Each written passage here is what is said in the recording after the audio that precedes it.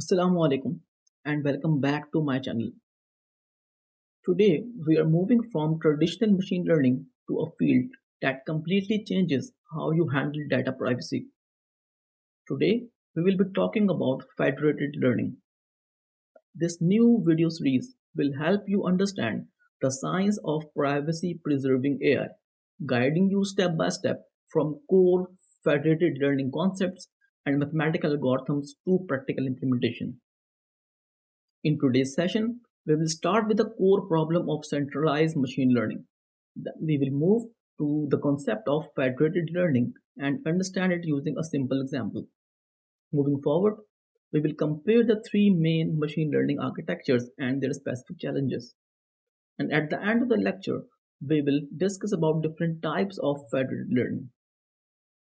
Take a look at a traditional machine learning in a healthcare setting. Suppose you want to train an AI model to detect brain tumors. In a centralized system, multiple hospitals must send their data, which is sensitive patient records, to one central computer. They upload raw MRI scans, medical histories, and personal identities. The central server uses this massive dataset to train a machine learning model. This creates massive problems.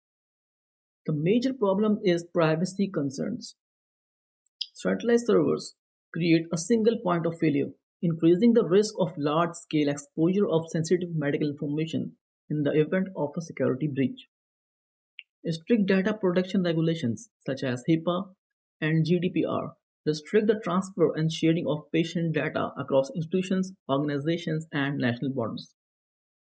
Transferring patient data to external or centralized systems reduces the institutional control over the data storage, access, usage, and increase the security and privacy risk. So we need a better way.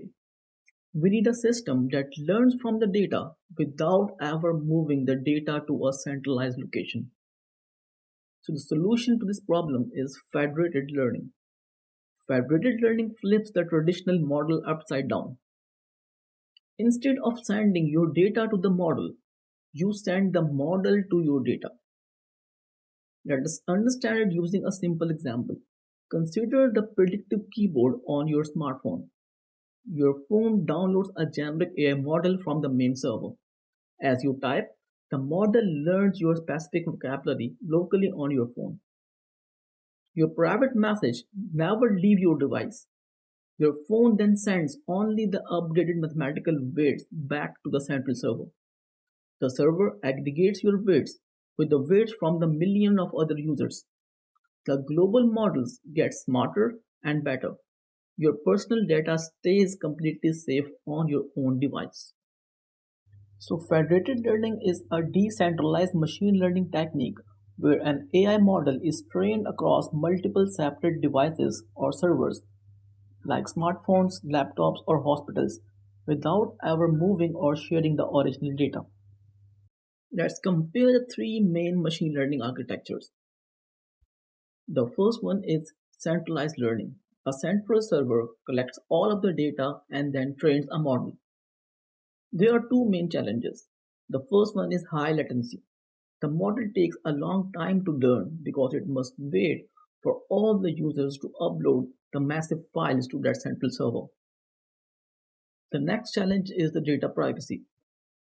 Once data leaves your device, you have no control over the data storage, access, and usage, which increase the security and privacy risk. The second method is decentralized learning. Devices share the data directly with each other. There is no central server that coordinates the process. There are two main challenges associated with this kind of machine learning architecture. The first one is complex coordination. So, connecting devices directly without a central server creates a chaotic network. Finding the optimal path for data flow is technically difficult.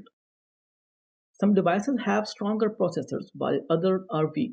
The fast devices must constantly wait for the slow devices. This delays the entire trading cycle. The next architecture is federated learning architecture, in which a central server coordinates the process. However, the server never sees your data. Devices train the model locally on their own machines and share only the learned parameters. There are some challenges associated with this kind of setup. The first one is the communication bottleneck. You are sending thousands of parameters back and forth. This drains network bandwidth, especially in the case where the models are too complex and large. The another challenge is non-IID data. Your local data is not independent and identically distributed. Different devices could have different kind of data with respect to the number of samples, the nature of the data, the class distribution, and data quality. This statistical imbalance makes it very difficult for the global model to converge. We will discuss we will discuss this issue in detail in the upcoming videos. Let us now discuss how we categorize the federated learning. In literature and practice, we divide federated learning across two main dimensions: based on the network scale and participants, and based on the distribution and feature space. Based on the network scale and participants, there are two categories: cross-device federated learning and cross-silo federated learning. Cross-device involves a massive number of small edge devices, often millions of smartphones, tablets, or IoT sensors. The devices have very limited computing power and unreliable wireless connections. Most of the devices may drop out during the training process. In cross-silo setup, instead of millions of phones, this involves a smaller number of large, powerful organizations, typically ranging from 2 to 100. Each device has high computational power, large bandwidth, and stable uptime. Based on data partitioning, we have two categories: horizontal and vertical federated learning.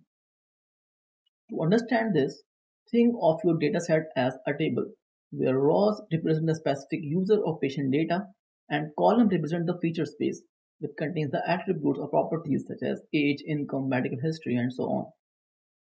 In horizontal federated learning, datasets share the same feature space. The participating nodes collect the exact same type of data but from entirely different group of people. For example, three different hospitals collecting the MRI scans of their patient for brain tumor detection. In vertical federated learning, the datasets share the same users but have different feature space or different attributes. For example, two completely different business operates in the same city and serve exact same customers. However, because of their business types, they collect entirely different information about these users. Consider a commercial bank and e-commerce platform operating in the same city. They share the same customers, but the bank has the financial features like credit score, income, account balance, while the e-commerce platform has shopping features like browsing history, product purchases, and returns. That's all for today. Before concluding this lecture, here is an assignment for you. I want you to think about a real world application where decentralized learning would actually perform better than the federated learning. Write me in the comments below what answer you get. In the next lecture, we will discuss the federated learning process in detail and learn about the federated averaging algorithm. See you in the next video.